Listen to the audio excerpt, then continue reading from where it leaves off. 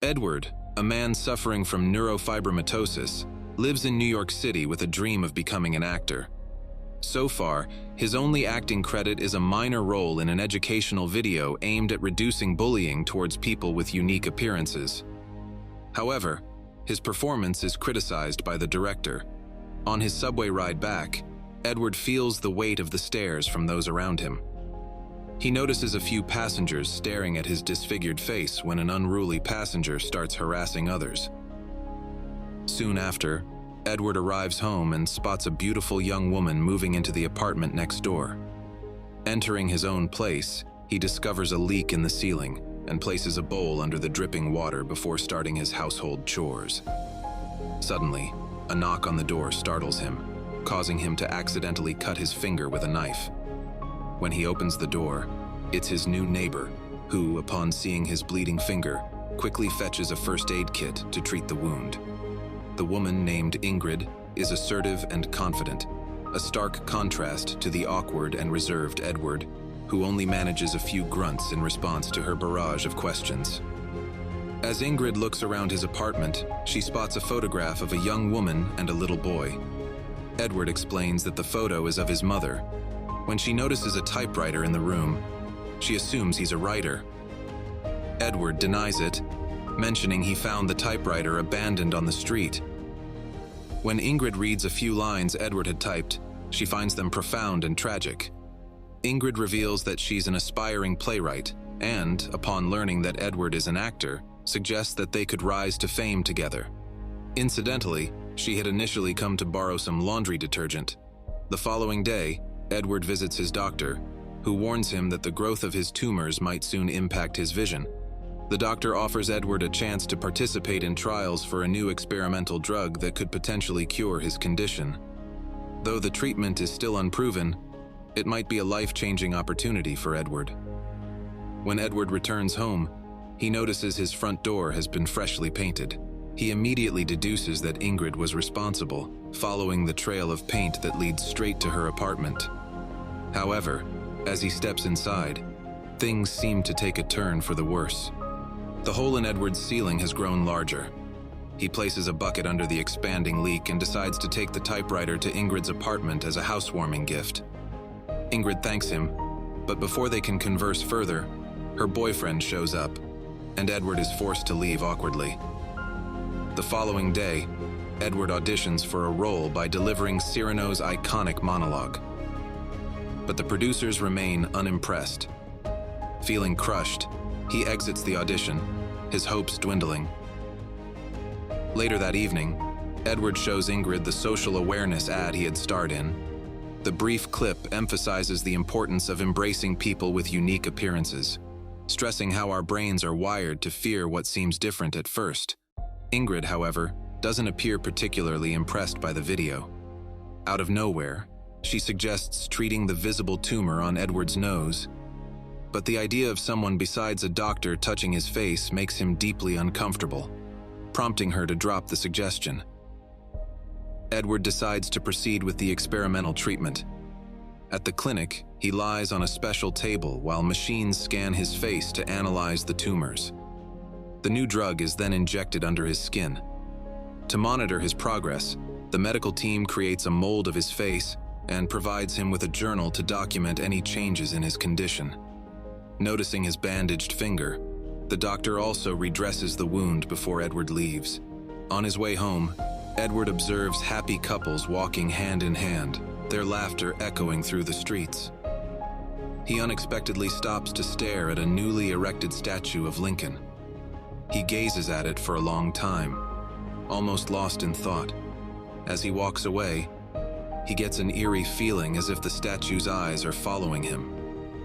That evening, he finds a gift bag outside his door. Inside are laundry detergent, face cream, and candies, accompanied by a note from Ingrid thanking him for his kindness. Edward settles on his couch, unwrapping a piece of candy, but suddenly starts coughing. Removing the wet bandage from his finger, he is astonished to find that the cut has completely healed. Just then, a piece of his ceiling gives way, crashing into the bucket below, along with a dead rat. Later that night, Edward is jolted awake by loud knocking and shouting. Rescuers are at his neighbor's door, retrieving the body of the young, handsome man who has tragically passed away. Edward decides to adopt the deceased man's cat, watching from his window as the man's body is carried away. The next day, Edward and Ingrid share a dinner at a small cafe. Suddenly, someone outside the cafe taps on the window and waves at Edward, much to Ingrid's surprise. That night, heavy rain worsens the leak in Edward's ceiling. As he inspects the damage, a chunk of plaster suddenly falls, hitting his face. Wiping away the blood, he is startled to find a piece of skin peeling off from his forehead and cheek. Edward visits his doctor, who is astonished by his condition. Edward, however, is alarmed, feeling a mix of fear and confusion. The doctor explains that the healing process involves shedding diseased cells, which are replaced by healthy new ones. He provides Edward with a mask to monitor the transformation himself. Later that day, Edward feels unwell, but experiences a rare moment of joy when someone from the ad he starred in acknowledges him on the street. He stops by a cafe where the bartender greets him warmly, and even another customer recognizes him. It's a moment of unexpected validation, a taste of the acceptance he has longed for. That night, Edward breaks down in tears, overwhelmed by the changes he's experiencing. In a sudden burst of emotion, he tugs at the peeling skin, revealing a handsome, unmarred face underneath. For the first time, he gazes at his reflection, hardly recognizing himself. He even manages to whistle, a simple act previously impossible due to his lip deformity. Fueled by newfound confidence, he heads to a bar, drinks with strangers, meets a woman, and spends the rest of the night indulging in his newfound freedom. The next morning, Edward's doctor visits, concerned about his absence from follow-up appointments. Edward lies, claiming that the previous tenant has passed away. He introduces himself as Guy Maratz, a new identity he has adopted, and hurriedly ushers the doctor out. Little does he know that Ingrid has overheard their conversation from her apartment. Edward moves into a more luxurious apartment and begins dating various women. He gradually becomes a wealthy and successful real estate agent, yet deep down, he remains the same insecure man struggling with his self-worth. One day, while walking down the street, he spots Ingrid. Curiosity piqued, he follows her to a small Broadway stage where she is directing a play titled Edward. As he listens to a few lines, he realizes with a shock that the play is based on his own life. Edward accidentally catches the eye of the casting team, who are auditioning actors for the role of Edward. Despite his new look, his first attempt doesn't impress Ingrid. Determined to win the role, Edward returns wearing his mask, concealing his transformed appearance. Ingrid, surprised by his altered look, watches as Edward, now introducing himself as Guy, delivers a brilliant performance alongside the actress playing her character, securing the role. Later, Edward fabricates a story to Ingrid, claiming that his intense emotions during the first audition were triggered by memories of a childhood friend who had a similar condition but had since passed away. He uses this to explain his earlier, lackluster performance. Ingrid listens, seemingly indifferent to his advances, but she is clearly thrilled to have found someone capable of bringing her vision to life. Ingrid later invites Edward to her apartment. As he steps inside, he notices his old typewriter and the deceased neighbor's cat, but says nothing about their previous owners. Ingrid offers him a drink and, in a spontaneous moment, invites him to dance. The room fills with a bittersweet tension as the two sway together, both caught up in a shared yet unspoken history. Edward and Ingrid spend the night together, marking a turning point in their relationship. Soon, Edward dives into rehearsals for the play, pouring his soul into the role.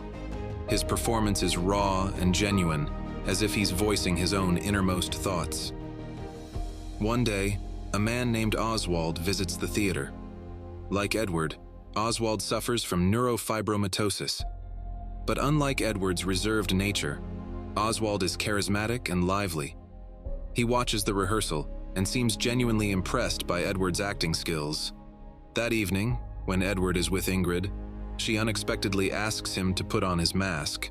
Complying with her request, he's taken aback when she bursts into laughter, finding it so terrible that it's amusing.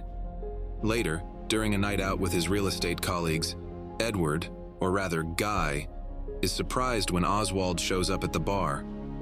Oswald calls out to him as a future star, praising his talent in front of everyone.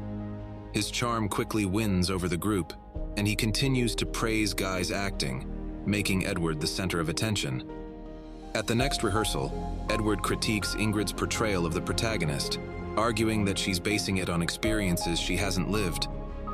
They clash, their creative differences spilling into a heated exchange. To Edward's annoyance, Oswald arrives again, effortlessly bonding with the cast. His easygoing nature and shared interests with Ingrid, including their favorite books, draw her closer to him. Oswald even accepts Ingrid's invitation to stay and watch the rehearsal. Later that evening, the cast heads to a bar.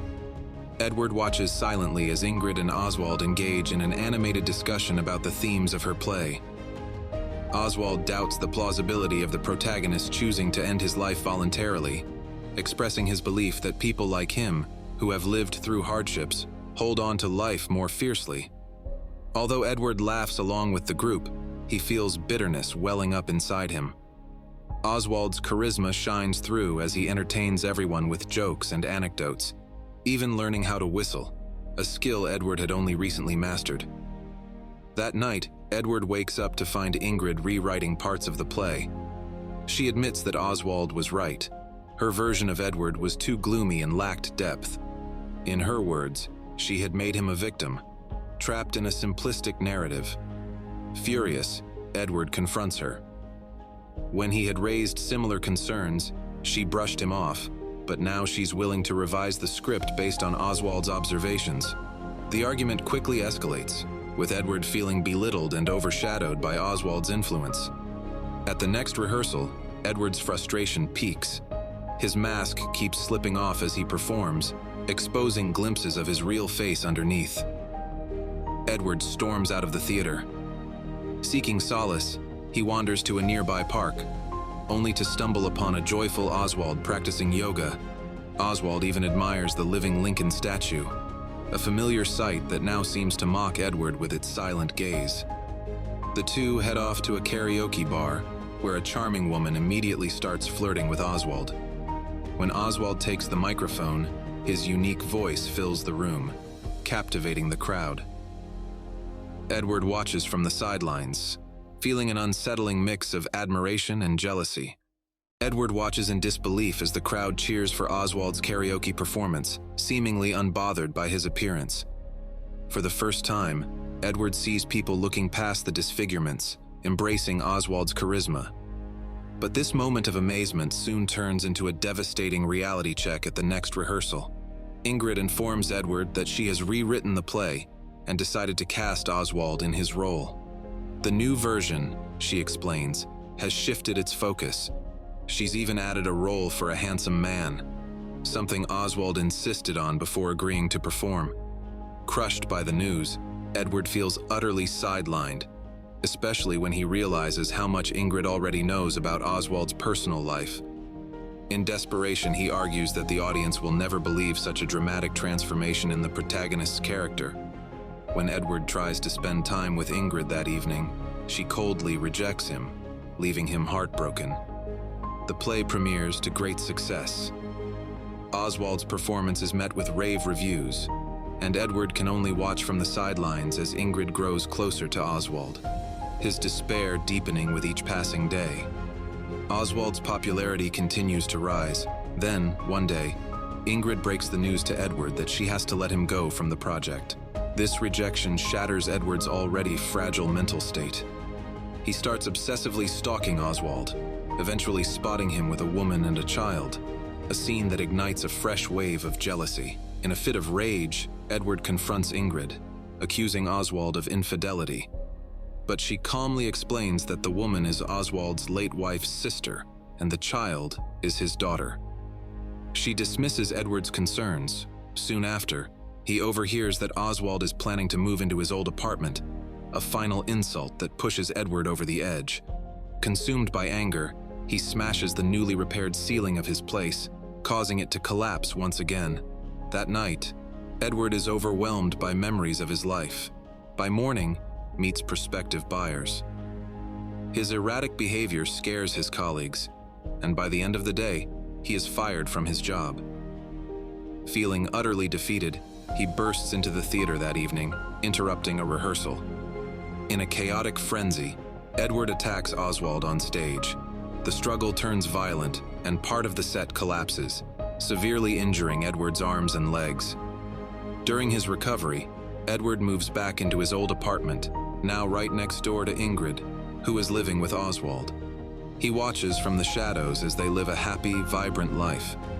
Ingrid, now pregnant, glows with happiness.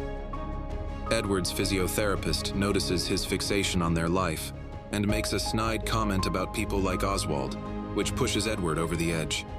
In a sudden, violent outburst, Edward stabs the therapist, an act that lands him in prison. Years later, Edward encounters Oswald and Ingrid again. Now the couple is happy, preparing to move to Canada to join an artist community as their children have grown.